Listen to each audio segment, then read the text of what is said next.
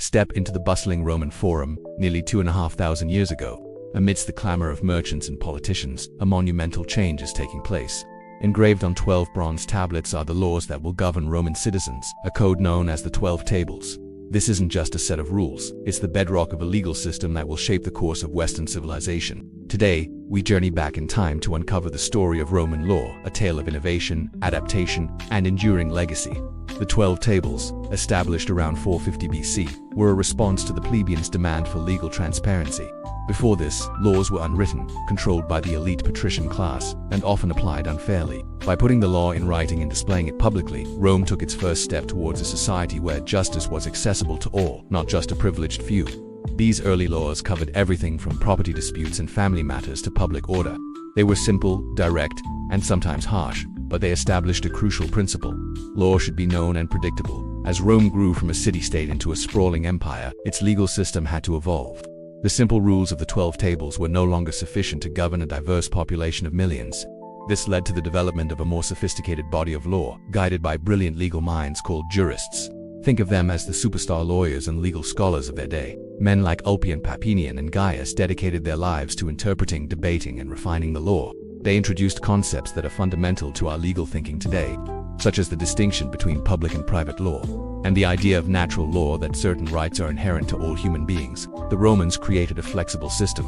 The praetor, a key judicial official, would issue an edict at the start of his term, outlining the legal principles he would follow. This allowed the law to adapt to new social and economic realities without constant legislative overhauls. This evolving body of law, known as the jus honorarium, existed alongside the traditional civil law, or jus civili, creating a dynamic and responsive legal framework. It was this adaptability that allowed Roman law to function effectively across a vast and varied empire for centuries. Perhaps the most significant moment in the history of Roman law came in the 6th century AD, long after the Western Roman Empire had fallen. In the surviving Eastern Roman Empire, also known as Byzantium, Emperor Justinian embarked on an ambitious project to collect, codify, and preserve the entirety of Roman legal wisdom. The result was the Corpus Juris Civilis, or the body of civil law. This massive compilation included the Code, a collection of imperial enactments, the Digest, an encyclopedia of writings from Roman jurists, the Institutes, a textbook for law students, and the Novellae, which contained Justinian's own new laws. Justinian's goal was to eliminate contradictions and create a single authoritative legal source. He didn't just preserve Roman law, he revitalized it. The Corpus Juris Civilis was a monumental achievement, a treasure chest of legal principles that would otherwise have been lost to history. It was so comprehensive and logically structured that it became the definitive text on Roman law for centuries to come. Without Justinian, our understanding of this incredible legal system would be fragmented at best. After the fall of Rome, Europe entered a period of legal fragmentation.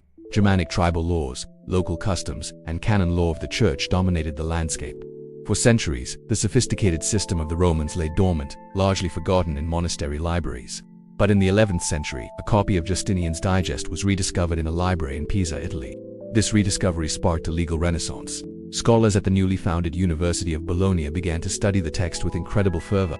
They were astonished by its depth, logic, and fairness. They wrote commentaries, taught its principles, and their students spread this newfound knowledge across Europe. Roman law, reborn, began to influence local legal systems. It offered a universal framework, a common legal language that could help unify the fragmented continent.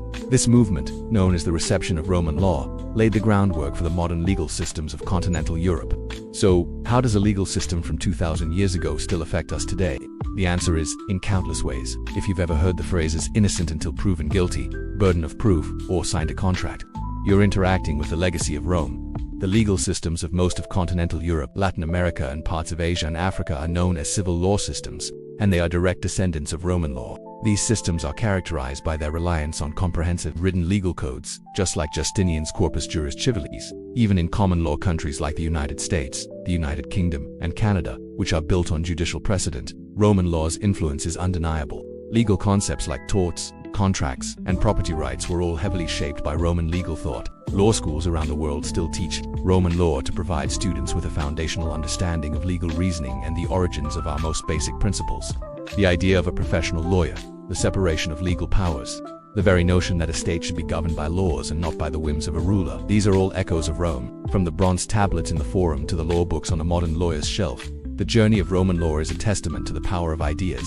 It is a story of how a society's attempts to organize itself justly can create a legacy that outlives empires and shapes the world for millennia. The Romans gave us more than aqueducts and roads. They gave us a blueprint for justice, a system built on reason, fairness, and the enduring belief that all are equal before the law.